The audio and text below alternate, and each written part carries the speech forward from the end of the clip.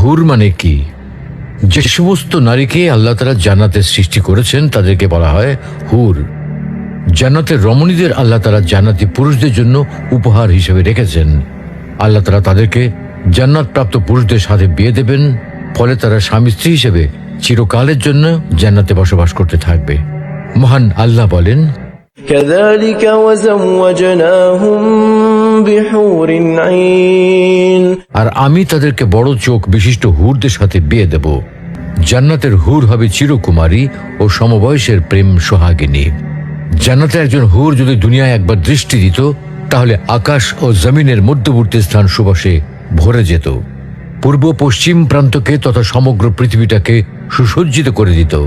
প্রতিটি চোখ সব জিনিস থেকে দৃষ্টি ফিরিয়ে তার দিকে চেয়ে থাকত এবং সৃষ্টিকুল আল্লাহর প্রশংসা ও বড়ত্ব বর্ণনা করত। জান্নাতি পুরুষেরা যখনই তাদের দিকে তাকাবে, আনন্দে মন ভরে যাবে। যখন কথা বলবে, ছন্দময় মিষ্টি কথা দ্বারা হৃদয় ভরে দেবে। জান্নাতের রুম সমূহে যখন তারা ঘোরাফেরা করবে, তখন তাদের আলোতে রুমগুলো আলোময় হয়ে যাবে।